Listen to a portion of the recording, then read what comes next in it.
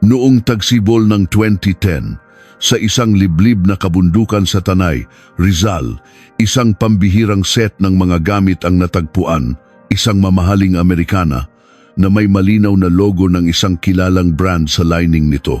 Isang bagay na aabot sa mahigit 100,000 piso kung bibilhin sa isang high-end mall. Ngunit sa tabi mismo nito, nakakalat ang isang pares ng luma at putikang construction boots. Ang ibabaw nito ay tastas na, at ang suwelas ay pudpod na. Musika, Amerikana at botas. Dalawang bagay na hindi magkatugma, magkatabing natagpuan. Kanino kaya ang mga ito? Ayon sa investigasyon, ang may-ari ng mga gamit ay si G. Jose Reyes, nooy 55 anyos, ngunit may isang kakatwang bagay. Si Jose Reyes ay isang matagumpay na negosyante sa Dubai na may-ari ng isang import-export business. 3 taon na ang nakalipas nang i-report siyang nawawala, ngunit naniniwala ang kanyang pamilya na nasa isang lugar lamang siya sa Dubai. Ang lalaking linggo-linggong tumatawag sa kanila sa video call para manggamusta bakit siya natagpuan sa isang liblib na bundok sa Pilipinas. Mayroon pang mas kakatwa. Nang suriin ang mga talaan ng Bureau of Immigration, lumabas na si G. Reyes ay pumasok na sa Pilipinas noong 2004 pa. Mula noon, wala nang tala na lumabas siya muli ng bansa. Kung gayon, ang mga video call na galing daw sa Dubai sa loob ng 3 taon, saan talaga nanggaling? Ang iliman-liman na ipinapadala buwan-buwan, saan nanggaling ang perang iyon? At bakit katabi ng Amerikana ng isang matagumpay na negosyante ang botas ng isang construction worker? Halina't pasukin natin ang misteryo ng kasong ito. Bago magsimula ang ating kwento, sandali lang po. Ang pag-subscribe at pag-like ninyo ay malaking tulong upang maipagpatuloy namin ang paghahatid ng mga ganitong kwento. Ito ang mga nawaglit na alaala. Unang kabanata, ang huling tawag. Gabi ng Oktubre 11, bandang 10:00. Kausap ni Elena Reyes ang kanyang asawa sa video call. Si Jose Reyes, ang kanyang asawang may negosyo sa Dubai, ay tumatawag 2 o 3 beses sa isang linggo para mangamusta. Sa screen, gaya ng dati, nakasuot ng maayos na polo at Amerikana ang kanyang asawa. Sa likuran niya, makikita ang isang estanteng gawa sa mahogany, puno ng mga libro. Sa bintana, tanaw ang nagniningning na skyline ng isang syudad sa gabi. May magandang balita raw si Jose. Malapit na raw maisara ang isang malaking kontrata. Baka sa Pasko ay makakauwi na siya sa Pilipinas. Napangiti si Elena sa narinig. 6 na taon nang nagsasakripisyo sa ibang bansa ang kanyang asawa at sa wakas, uuwi na rin ito. Ngunit sa gitna ng kanilang usapan, may napansin siyang kakaiba. Biglang umubo si Jose at itinalikod ang kanyang mukha sa kamera. Nagtuloy-tuloy ang kanyang pag-ubo. Nang tanungin niya kung ayos lang, iwinasiwas lang ni Jose ang kamay at sumagot. Malamig ang aircon dito sa opisina, sabi niya. Tila may sipon daw siya. Nagtaka si Elena. Malamig sa Dubai? Imposibleng maging malamig sa isang lugar na may disyertong klima tuwing Oktubre. Ngunit isinantabi niya ito. Baka sobrang lakas lang talaga ng aircon. Likas na maginawin ng kanyang asawa, kaya kahit sa loob ng opisina ay madalas itong naka-Amerikana. 1 linggo ang lumipas, Oktubre 25. Tiningnan ni Elena ang kanilang bank account. Tuwing ika-25 ng buwan, nagpapadala ng pera ang kanyang asawa. 25 ni Bunto 5. Sa loob ng 6 na taon, hindi ito pumalya, eksakto ang halaga. At sa araw na iyon, naroon na naman ang awon 50,000. Nakahinga ng maluwag si Elena.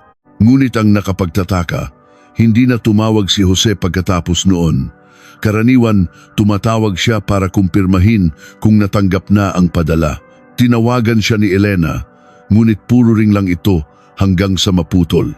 Ganon din kinabukasan at sa susunod na araw. Hindi rin siya sumasagot sa mga mensahe sa chat. Pagkalipas ng 3 araw, nagsimula na siyang kabahan. Baka na aksidente.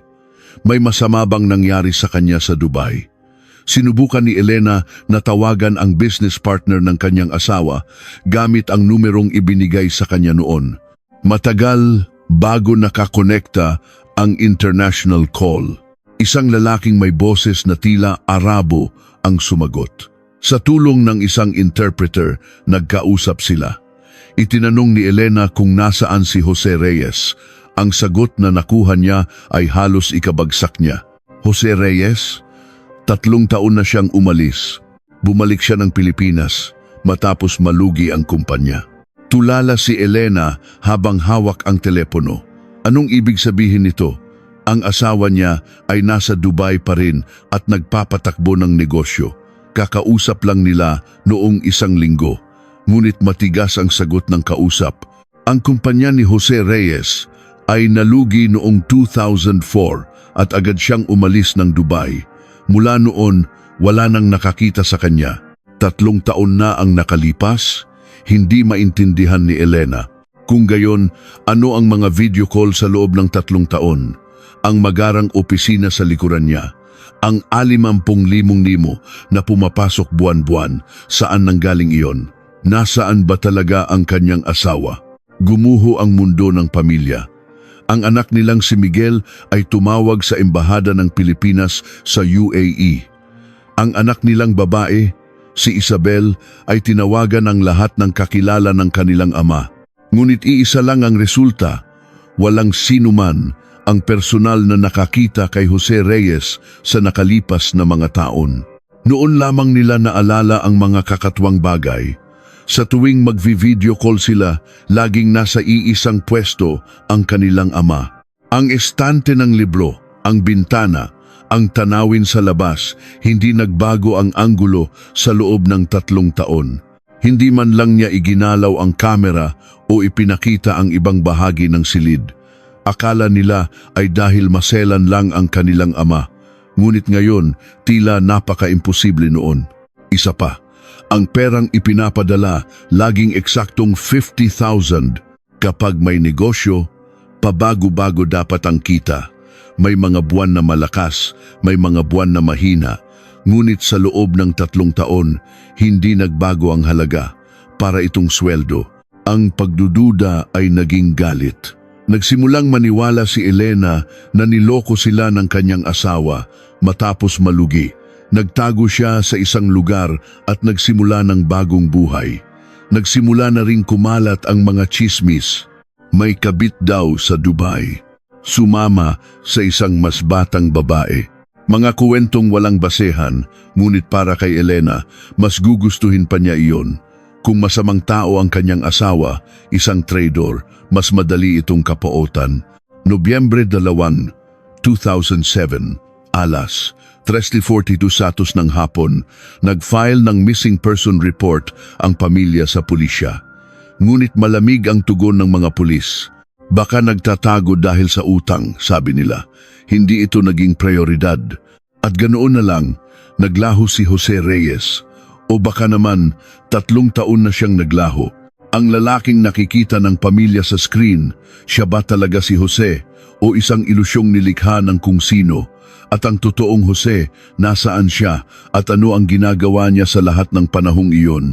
2 kabanata, ang bakas ng multo. Matapos ang report, itinigil na ng pamilya ang paghahanap kay Jose. O mas tamang sabihin, ayaw na nilang hanapin pa siya. Itinapon ni Elena ang lahat ng gamit ng kanyang asawa. Mga damit, dokumento, litrato. Ang pangalang Jose ay tuluyan ng binura sa kanilang tahanan. Sinabihan niya ang mga anak na huwag nang babanggitin pa ang kanilang ama. Lumipas ang 3 taon.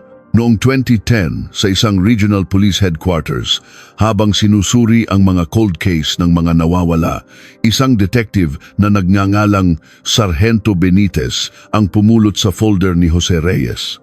15 taon na siyang pulis, isang veterano.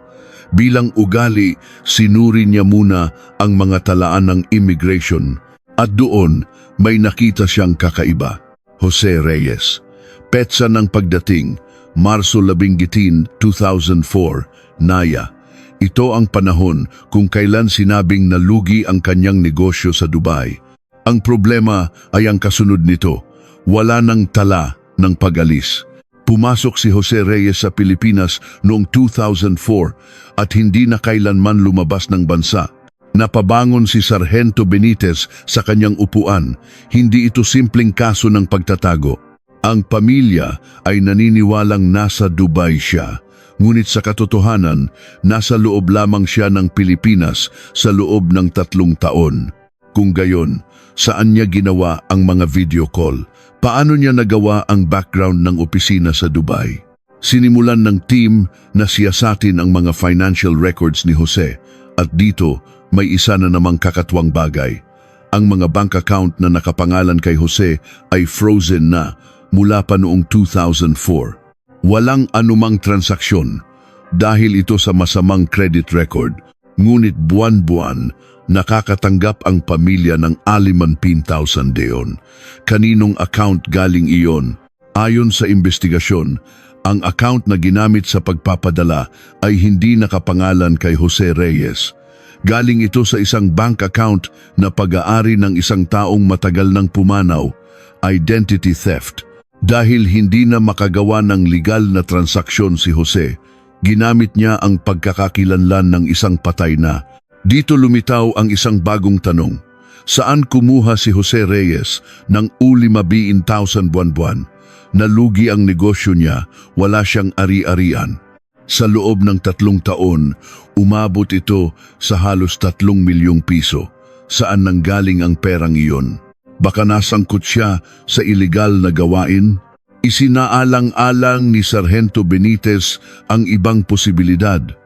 Baka may nagbabanta kay Jose o baka sa pilitan siyang pinagtatrabaho ng isang sindikato. Ang eksaktong halaga na ipinapadala buwan-buwan ay nakapagdududa para itong isang kota na kailangang tuparin. Kinuha ng team ang kanyang phone records at dito may isa na namang palaisipan. Ang numerong ginagamit niya para tawagan ang pamilya ay hindi nakarehistro sa kanya. Isang prepaid SIM card, isang unregistered phone. Tinunton nila ang huling lokasyon kung saan nakasagap ng signal ang telepono. Huling bahagi ng Setyembre 2009. Pagkatapos noon, tuluyan nang namatay ang telepono. Ngunit ang huling lokasyon ay Kakatwa. Hindi ito sa Maynila o sa anumang sentro ng kabihasnan, sa Tanay, Rizal, sa isang lugar na malapit sa isang bundok na walang kahit isang bahay. Bakit siya naroon? Mayroon ba siyang katagpo o may itinatago? Baka doon siya na aksidente. Marso 17, 2010, nagtungo ang team sa Tanay. Ang daan na tinuturo ng GPS ay pasikip ng pasikip. Natapos ang sementadong kalsada at napalitan ng baku-bakong daan paakyat ng bundok. Nang hindi na kaya ng sasakyan, naglakad na ang mga investigador. Sa taas na 280 metro, may nakita silang kumikinang sa gitna ng mga damo, isang bakal na istruktura. Nang lapitan, nakita nila kung ano ito, isang shipping container. Mukhang ginawang pansamantalang tirahan. May mga bakas ng pamumuhay sa paligid. Inikot ng mga pulis ang container, maliit ang bintana at may takip mula sa loob. Ang pinto ay mahigpit na nakasara, tila nakalock mula sa loob. Isang pulis ang napangiwi. May mabigat na amoy sa hangin. Akala niya ay bangkay lang ng hayop, ngunit malinaw na nagmumula ang amoy sa loob ng container. Tumawag sila sa headquarter para humingi ng permiso na buksan ito. Ginamit nila ang isang bolt cutter para sirain ang padlock. Ang tunog ng nababasag na kalawang ay umalingaw-ngaw sa katahimikan ng bundok. Dahan-dahang bumukas ang pinto. Si Sargento Benitez ang unang pumasok. Tinanglawan ng kanyang flashlight ang maliit na espasyo. Sa loob ng bakal na kahon, may mga bakas ng matagal na paninirahan. Isang lumang electric fan, mga balat ng instant noodles, mga walang lamang bote ng mineral water, at sa isang sulok, nakabaluktot na anyo ng isang tao. Isang tao o dating tao, halatang matagal nang naroon, natigilan ang mga pulis. Ang inaasahan nilang makita ay malayong malayo sa kanilang nadatnan. Ang hinala ng pamilya na mayroon siyang ibang babae, ang teorya ng pulisya na sangkot siya sa krimen, lahat ay mali. Sa tabi ng bangkay, may isang lumang sabitan ng damit. Nakasabit doon ang isang Amerikana, isang mamahaling brand. Ngunit sa sahig, nakakalat ang isang pares ng putikang construction boots. Sa tabi nito, isang gusot na pantalon na pangtrabaho, Amerikana at botas. Ang matagumpay na negosyante at ang pagod na manggagawa. Sa loob ng maliit na container na ito, anong klasing buhay ang pinagdaanan ni Jose Reyes? At ano itong nakadikit sa pader? Tinutok ni Sargento Benitez ang flashlight sa pader. Isang bagay na hindi nila inaasahan ang nakadikit doon. Ikatlong kabanata, ang entablado sa 3 metro kwadrado. Nakadikit sa pader ang isang malaking tarpaulin. Isang life-size print, mga 2 metro ang lapad at 1.5 metro ang taas. Inilapit ni Sargento Benitez ang kanyang flashlight. Malinaw na nakikita ang imahe. Isang marangyang opisina, estanteng gawa sa kahoy na puno ng mga libro. Sa gilid, bahagi ng isang leather na sofa. Sa bintana, isang tanawin ng syudad sa gabi. Ang mga ilaw mula sa matataas na gusali ay kumikinang. Pinagmasdan ng mga pulis ang tarpaulin. Inabot ng ilang sandali bago nila naintindihan kung ano ang ibig sabihin nito. Si Sargento Benitez ang unang bumulong. Ang background sa video call. Ito pala ang magarang opisina na sinasabi ng pamilya. Muli nilang sinuri ang loob ng container. Sa harap mismo ng tarpaulin, may isang lumang folding table. Sa ibabaw nito, isang laptop at isang webcam. Nakatutok ang webcam sa tarpaulin. Sa anggulong eksaktong makukunan nito sa screen. Sa tabi ng mesa, may isang study lamp. Nakatutok din sa tarpaulin. Kapag binuksan ang ilaw, magmumukhang totoong lugar ang nakaprint na imahe. Dahan-dahang binuo ni Sargento Benitez ang puzzle. Si Jose Reyes sa loob ng maliit na container na ito ay nakikipag-video call sa kanyang pamilya. Nakaupo sa harap ng webcam gamit ang tarpaulin bilang background. Kapag bukas ang ilaw, ang makikita sa screen ay isang negosyanteng nasa isang magarang opisina. Akala ng pamilya, nasa Dubai siya. Ngayon, malinaw na ang lahat. Kung bakit laging pareho ang background, kung bakit hindi nagbabago ang anggulo. Natural lang, dahil sa malit na espasyong iyon, iyon lang ang anggulong maaari niyang ipakita. Sa labas ng tarpaulin, puro kalawang na pader at basura lang. Pati ang Amerikana, naintindihan na nila. Isinusuot lang niya ito tuwing video call. Ang nakikita lang naman sa screen ay ang pang-itaas na bahagi ng kanyang katawan. Sa katunayan, ang suot na pang-ibaba ng bangkay ay isang lumang pantalon na pangtrabaho na may putik at punit sa tuhod. Pati ang sinabi niya sa asawa, naintindihan na nila. Malamig dito sa Dubai, hindi sa Dubai malamig, sa Pilipinas malamig. Ang taglamig sa loob ng isang bakal na container sa bundok ay tiyak na nagyayelo. Kaya kahit sa video call, hindi niya mahubad ang Amerikana. Dumating ang forensics team at sinuri ang buong container. Kumuha sila ng mga fingerprint at DNA sample. Sa proseso, may mga iba pa silang natagpuan, isang manipis na kumot at electric fan. Sa taginit, para itong oven. Sa taglamig, para itong freezer. Dito, nagtiis si Jose. Mga balat ng instant noodles, mga lata, mga bote ng tubig bakas ng kanyang mga pagkain. May natagpuan din silang isang supot ng gamot. Gamot para sa diabetes, halos ubos na.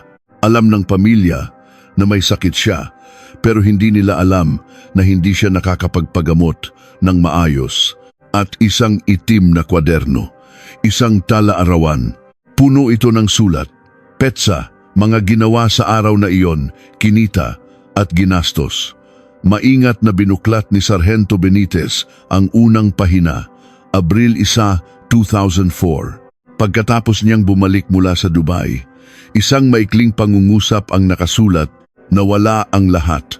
Ang kumpanya, ang pera, ang dignidad. Pero hindi ito pwedeng malaman ng pamilya ko. Kapag bumagsak ang haligi ng tahanan, guguho ang buong bahay. Napahinto sa paghinga si Sargento Benitez. Mula pa sa simula, binalak na ng lalaking ito na lokohin ang kanyang pamilya. Sa halip na aminin ang kabiguan, pinili niya ang kasinungalingan. Ngunit para mapanindigan ang kasinungalingang iyon, kailangan niya ng pera. 50,000 bawat buwan. Paano niya nagawa iyon gayong lugmok na siya at may masamang credit record? Tila nasa talaarawan ang sagot. Nagpatuloy sa pagbuklat si Sargento Benitez. Isa pang bagay ang nakita niya, isang maliit at nakalaminate na litrato. Si Jose, ang kanyang asawa at ang dalawa nilang anak noong mga bata pa.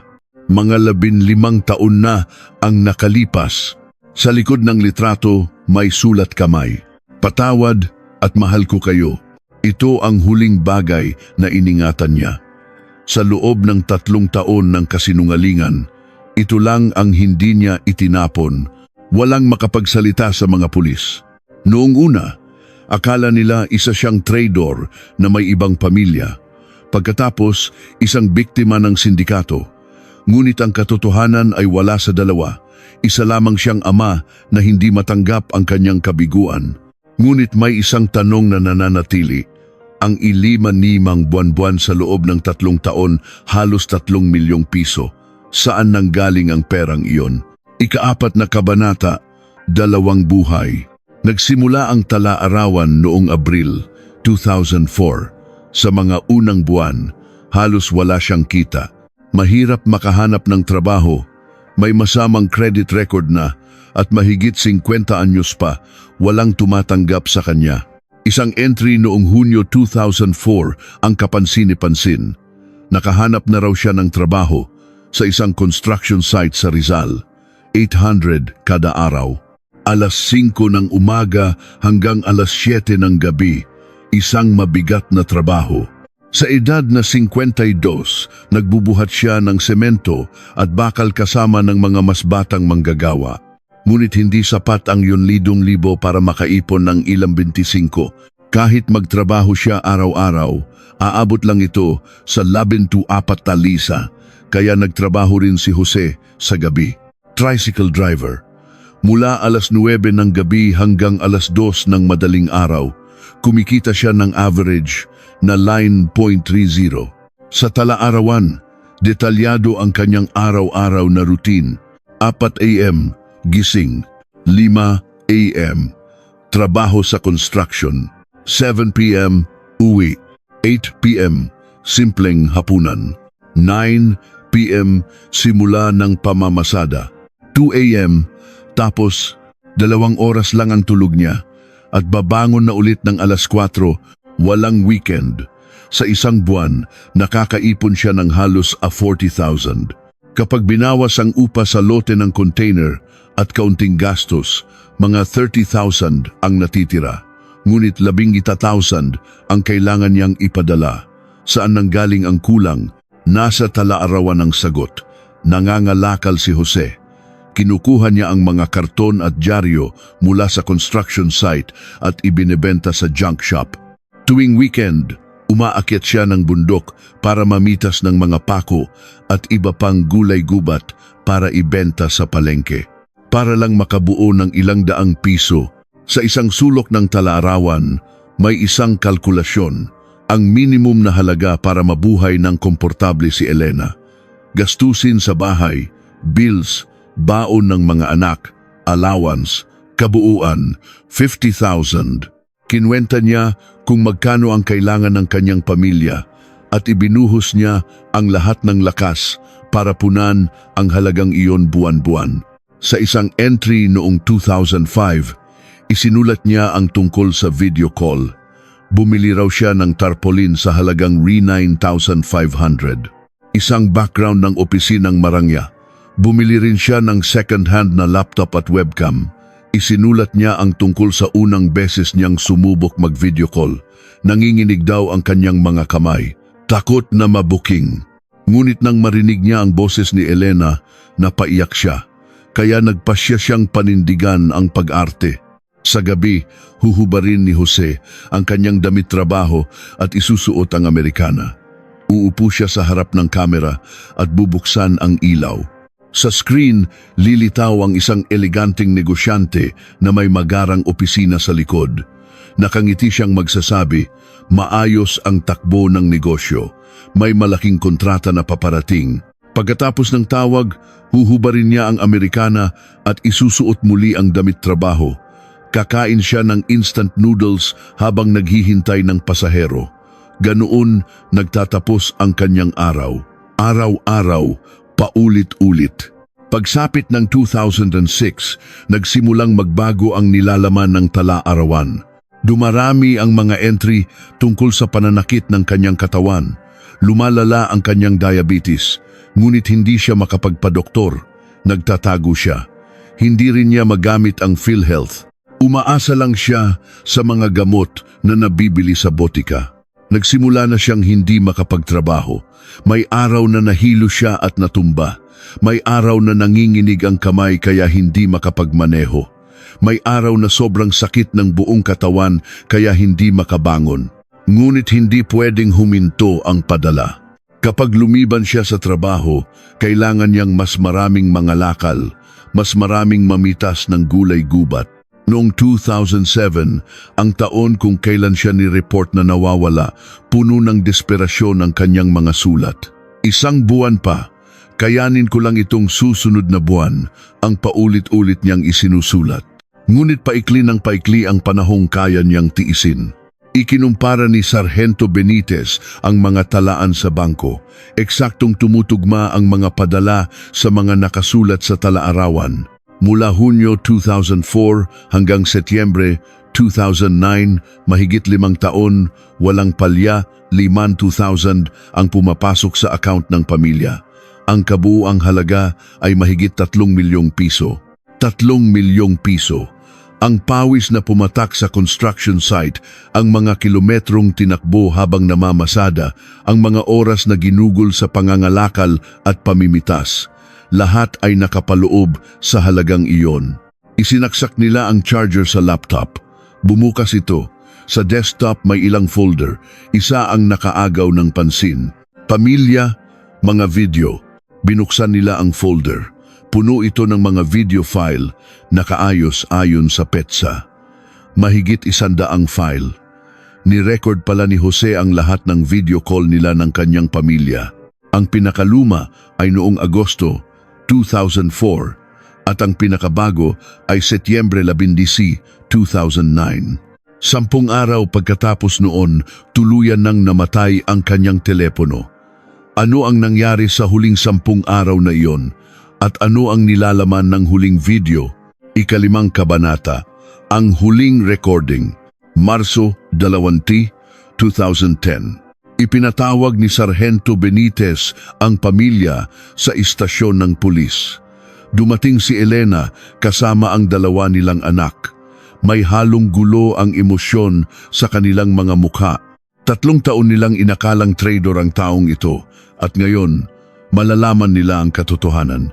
Ipinakita ni Sargento Benitez ang mga gamit na nakuha, ang lumang electric fan, mga balat ng noodles, ang supot ng gamot para sa diabetes. Walang imik si Elena habang tinitingnan ang mga ito. At pagkatapos, ang nakalaminate na litrato ng pamilya. Nang makita ito ni Elena, napahawak siya sa kanyang bibig. 15 taon na ang nakalipas, noong elementarya pa ang mga anak nila. Sa likod, ang sulat kamay ng kanyang asawa, patawad at mahal ko kayo. Ang taong kinamuhian niya sa loob ng 3 taon, ito pala ang huling bagay na iningatan. Tumulo ang luha mula sa mga mata ni Elena. Ikinuwento ni Sargento Benitez ang nilalaman ng tala-arawan. Ang pagtatrabaho mula madaling araw hanggang gabi, ang pangangalakal, ang pagpapadala ng eksaktong 5,500, mahigit 3 milyong piso sa loob ng 5 taon. Ang anak nilang si Miguel ang unang nagsalita. Bakit hindi na lang siya nagsabi? Kung nalugi siya, sana sinabi niya bakit kailangan niyang magtago at magdusa ng ganito. Binuklat ni Sargento Benitez ang unang pahina ng tala-arawan at binasa ang nakasulat. Kapag bumagsak ang haligi ng tahanan, guguho ang buong bahay. Hanggat nakatayo ako, mabubuhay ng normal ang pamilya ko. Hindi na nakapagsalita si Miguel. Hindi man niya lubos na maintindihan, ramdam niya kung bakit ginawa iyon ng kanyang ama. Inilabas ni Sargento Benitez ang laptop. Ipapakita ko sa inyo ang huling video, sabi niya. Ni-record noong Setyembre 15, 2009, ang huling beses na nakita ng pamilya ang kanilang ama. Nang i-play ang video, lumitaw ang pamilyar na background. Ang estante, ang mga libro, ang tanawin sa bintana, ang opisina na 3 taon nilang tiningnan. Ngunit ngayon, alam na nilang isa lamang itong tarpaulin na nagkakahalaga ng 11,500. Nasa screen si Jose Reyes, naka-Amerikana. Ngunit iba ang kanyang mukha, nangingitim ang ilalim ng kanyang mga mata at halos butot balat na siya. Sobrang payat, ngunit nakangiti siya, pilit ng ngiti. Sa video, nagsasalita siya, maayos ang negosyo, may malaking kontrata na paparating. Sa susunod na taon, uuwi na ako. A-attend ako sa kasal mo, Isabel. Napanood ni Elena ang sarili sa screen, umiiyak ng walang tunog. Naalala niya kung ano ang isinagot niya noon. Bilisan mo nang umuwi. Hanggang kailan ka ba diyan? Nagrereklamo pa siya. Hindi alam ang tunay na kalagayan ng kanyang asawa. Patapos na ang video. Biglang umubo si Jose. Nagsimula sa mahina, ngunit lumala ng lumala. Mabilis niyang itinalikod ang mukha sa kamera. Nagtuloy-tuloy ang pag-ubo. Nang humarap siyang muli, may hawak siyang tissue, may bahid ng dugo. Mabilis niyang isinuksok ang tissue sa bulsa at ngumiti. May sipon lang ako. Medyo malamig kasi dito sa Dubai ngayon. Huwag kayong mag-alala. Doon nagtapos ang video. Nang mamatay ang screen, tanging katahimikan ang bumalot sa silid. Ipinaliwanag ni Sargento Benitez ang resulta ng autopsy. Ang sanhi ng kamatayan ay multiple organ failure dahil sa komplikasyon ng diabetes at malnutrisyon. Matagal siyang hindi kumakain ng maayos at hindi nagagamot. May sira na rin ang kanyang mga baga. Ang ubo at dugo sa huling video ay sintomas na pala. Ang timbang niya ng matagpuan ay 48 kilo, halos kalahati ng dati niyang timbang. Paunti-unti siyang namamatay, ngunit hindi siya nagpunta sa ospital dahil nagtatago siya. At dahil kung gagastos siya para sa sarili, mababawasan ang perang ipapadala niya.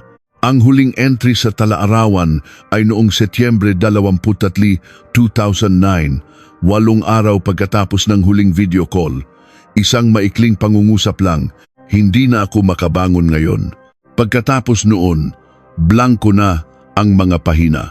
Malamang sa mga panahong iyon, bumagsak na si Jose sa loob ng container sa isang bundok na walang nakakaalam.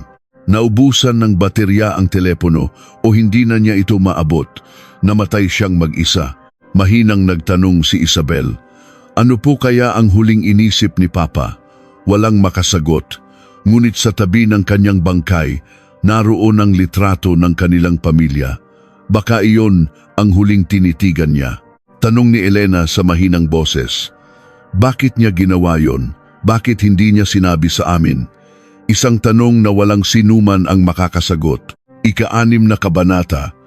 Ang bulsa ng Amerikana. Abril 5, 2010.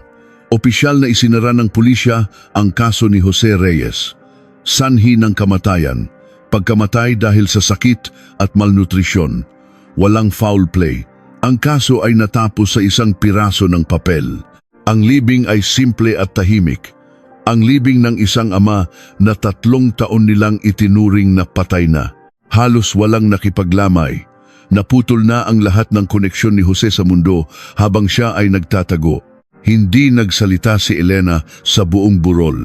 Wala nang luhang tumutulo. Naubos na. Matagal niyang tinitigan ang mukha ng kanyang asawa sa kabaong. Pagkalipas ng 5 taon, ngayon lang niya ulit nakita ang tunay na mukha nito, hindi ang mukha sa screen. Pagkatapos ng libing, si Miguel ang nag-asikaso ng mga gamit ng kanyang ama. Binuksan niya ang kahon na naglalaman ng mga bagay mula sa container, ang lumang damit trabaho, ang putikang botas, at ang mamahaling Amerikana.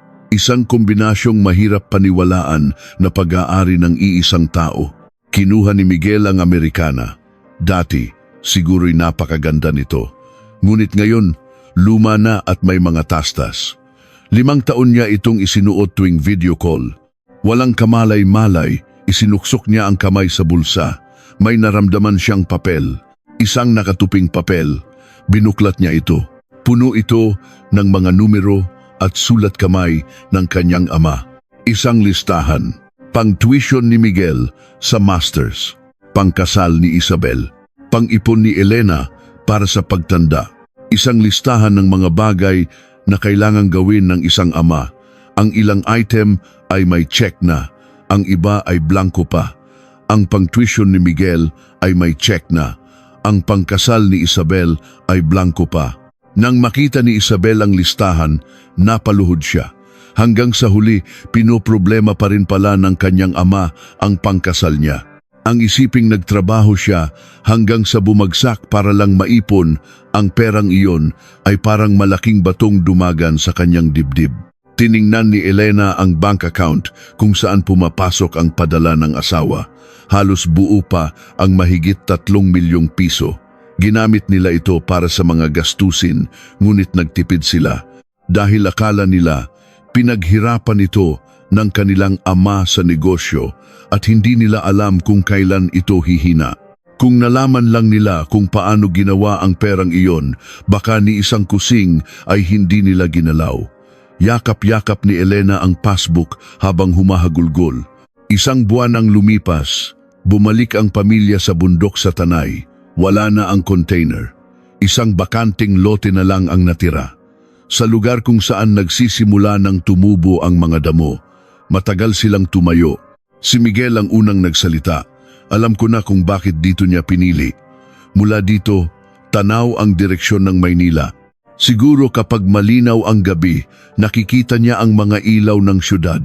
Baka gabi-gabi, tinitingnan niya ang direksyon kung nasaan tayo bago siya matulog. Tumango si Elena. At sa mahinang boses, sinabi niya, "Paalam, patawad, at salamat sa lahat." Pauwi, nagtanong si Isabel. Naging masaya kaya si Papa? Walang sumagot. Imposibleng naging masaya siya. Araw-araw ay pagod, araw-araw ay kasinungalingan. Ngunit naging malungkot lang ba siya sa lahat ng oras? Baka sa mga sandaling nakikipag-video call siya sa pamilya, ang ngiti niya ay totoo. Kahit peke ang background, ang ngiti niya ay para sa kanila. Ang pangalan ni Jose Reyes ay hindi na itala sa anumang balita. Walang nakakaalala sa kanya. Ngunit ang 5,000 na ipinadala niya buwan-buwan ang sumuporta sa buhay ng kanyang pamilya. Ang Amerikana at ang botas, ang matagumpay na negosyante at ang pagod na manggagawa. Sa pagitan ng 2 buhay na iyon, tiniis niya ang mahigit 1,000 araw. Ngumiti siya sa harap ng pamilya at bumagsak kapag mag-isa. At isang araw, dumating ang araw na hindi na siya makabangon. Ang naiwan niya ay 3 milyong pisong remittance, isang lumang Amerikana at isang listahang hindi niya natapos punan. Pangwakas na pagninilay. Sa lugar kung saan dating nakatayo ang container ni Jose Reyes, wala nang natitira ngayon. Ang tarpaulin, ang lumang laptop, ang mahigit 100 video file, lahat ay naglaho. Ang 5 taong entablado ay tuluyan ng nabaklas. Ang kaso ay isinara bilang isang pagkamatay sa kalungkutan. Ngunit ang tanong na iniwan niya ay nananatili. Bakit hindi niya sinabi sa kanyang pamilya ang katotohanan? Bakit napakahirap sabihin na nalugi siya, na wala na siyang pera, na nahihirapan na siya? Sa ating lipunan, ang isang padre de pamilya ay hindi pwedeng bumagsak. Kahit pagod, bawal magpakita ng pagod. Kahit bigo, bawal umamin ng kabiguan.